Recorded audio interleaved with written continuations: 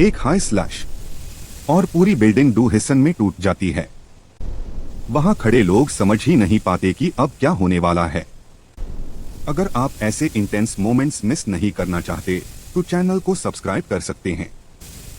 चलिए अब शुरुआत करते हैं। साकुया के पिता और यूनियन गिल्ड के सदस्य टाइगर रोर गिल्ड की ओर बढ़ रहे हैं। उसी समय सोरा अंधेरे इलाके से गुजर रहा है। केंद्रीय क्षेत्र के बाहर सब कुछ घोर अंधकार में डूबा है। उसे अंधेरा नुकसान नहीं देता बल्कि फायदा देता है। वह रास्ता पहचान सकता है। अचानक उसे चक्कर आने लगते हैं। वह सोचता है, जब से उसे अगाध खाई की शक्ति मिली है उसे कभी बीमारी तक नहीं हुई। फिर यह क्या है? तभी एक रहस्यमय आवाज गूंजती है, अबिस सीड। सोरा तुरंत समझ जाता है, वही आदमी। आवाज फिर आती है, तुम बचकर नहीं निकल पाओगे। सोरा को उसकी मौजूदगी का आभास तक नहीं हो रहा, जैसे वह अपनी उपस्थिति पूरी तरह छिपा रहा हो। अब पक्का है वह छठे आश्रय में ही है। आवाज दोहराती है, तुम्हारी आत्मा पहले से चिन्हित है। सोरा समझता है, यह कोई आत्मा का चिन्ह है। अंधेरे में लगभग 7 सेकंड बाद वह निशान सक्रिय हो जाता है। उसे तेज चक्कर आते हैं। अगर वह घबरा जाए तो असर बढ़ जाता है। रोशनी में आते ही असर कम हो जाता है। कुछ देर बाद निशान गायब हो जाता है। इसका मतलब अंधेरा ही उसकी कमजोरी है। एक महिला उसे खुद से बात करते देख पूछती है, क्या यह कोई अजीब बीमारी है?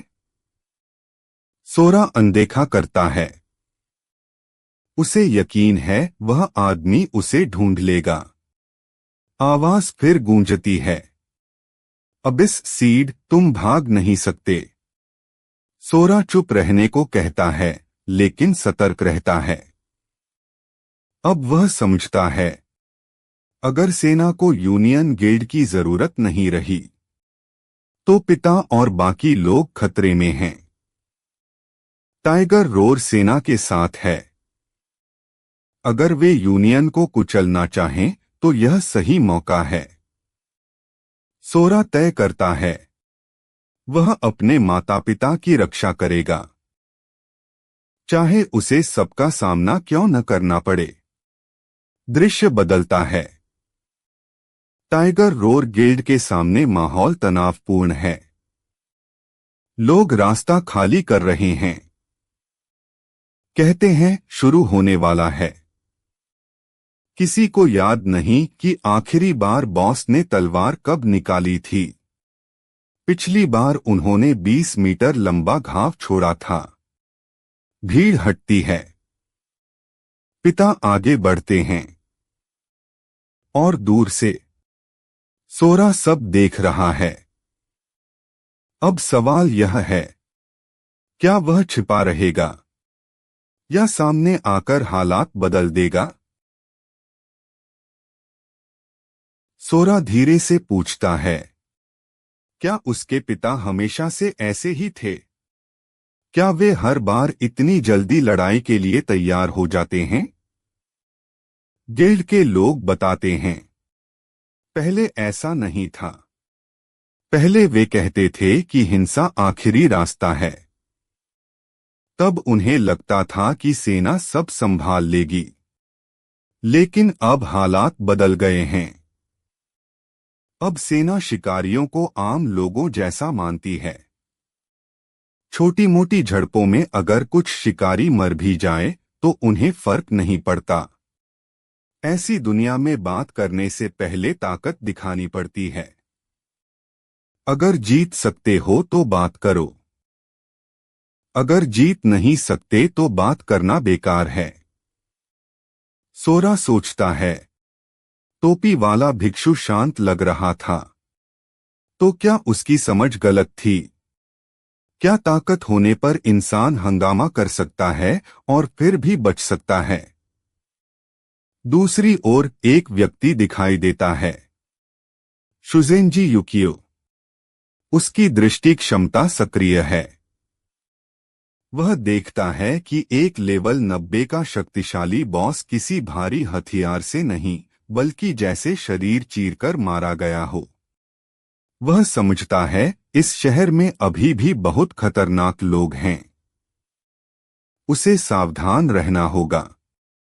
वापस गिल्ड के सामने मुकुशिमा, सोरा के पिता, को उकसाया जा रहा है। उन्हें कहा जाता है, क्या अब भी सोचते हो कि हालात पहले जैसे हैं? अगर हिम्मत है तो अभी वार करो। मुकुशिमा तलवार निकालते हैं। तनाव बढ़ जाता है। तभी एक और व्यक्ति सामने आता है, शिराई ओसामू, लेवल 63 असैसिन। वह शरणार्थी नियम पढ़कर सुनाता है। शिविर के अंदर व्यक्तिगत द्वंद्व वर्जित है। सजा 15 दिन की कैद या मृत्युदंड भी हो सकती है। अब साफ हो जाता है, यह सीधी लड़ाई नहीं, जाल है। मुकुशिमा समझ जाते हैं। उन्हें उकसाया गया ताकि वे हमला करें, फिर नियम के नाम पर उन्हें गिरफ्तार किया जा सके। अगर वे कैद हो गए तो यूनियन गिल्ड बिना अपने सबसे मजबूत नेता के टूट जाएगी। वे तुरंत शांत हो जाते हैं। कहते हैं, यहां कोई द्वंद्व नहीं हुआ। जो निशान दिख रहे हैं वह इमारत की मरम्मत का हिस्सा है। शिराई ठंडे स्वर में जवाब देता है, फैसला आप नहीं करेंगे। अगर मैं कहूं कि यह द्वंद्व का सबूत है तो वही माना जाएगा। मतलब साफ है। जिस क्षण मुकुशिमा यहां आए, खेल पहले से तय था। एक लड़का आगे बढ़कर कहता है, हम हारेंगे नहीं, बॉस। अगर वे लड़ना चाहते हैं तो चुनौती स्वीकार करें। सोरा के पिता मुकुशिमा मन में स्थिति समझते हैं। वह सोचते हैं, सामने वाला लेवल 63 का असैसिन है, तेज और खतरनाक। सीधे लड़ाई मुश्किल होगी। अगर त्सुचिदा को बंधक बना लें तो शायद बाजी पलट सकती है।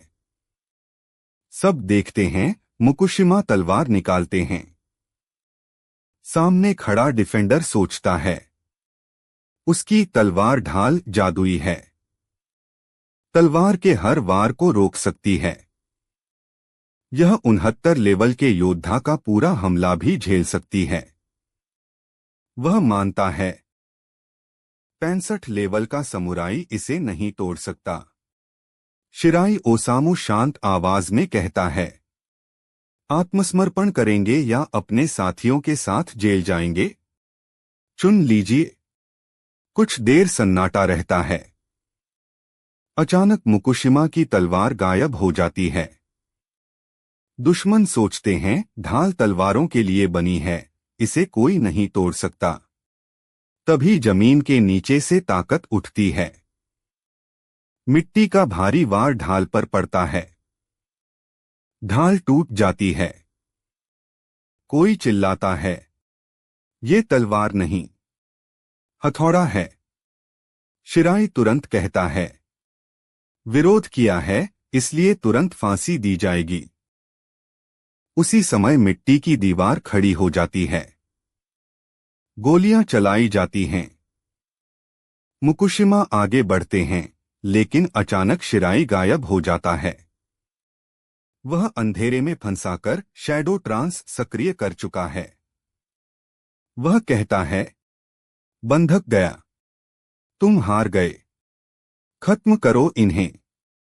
सभी हमला करने ही वाले होते हैं। तभी सब रुक जाते हैं। सोरा सामने खड़ा है। शिराई चौंकता है, ये कौन है? पीछे से मुझे घेर लिया। तभी पता चलता है लेवल 90 के बॉस को मारने वाला घातक जहर किसी ने चुरा लिया था। चाकू फेंके जाते हैं। जहरीला धुआं फैल जाता है। सैनिक चिल्लाते हैं, पीछे हटो, ये जहर है। दुश्मन सोचते हैं, इस जहर से 90 लेवल का बॉस भी गिर सकता है। तो यह अभी तक खड़ा कैसे है? शिराई धीरे से कहता है, यह हो नहीं सकता। सब समझ जाते हैं, यह लड़ाई इंसानों की नहीं थी। यहां एक राक्षस खड़ा है।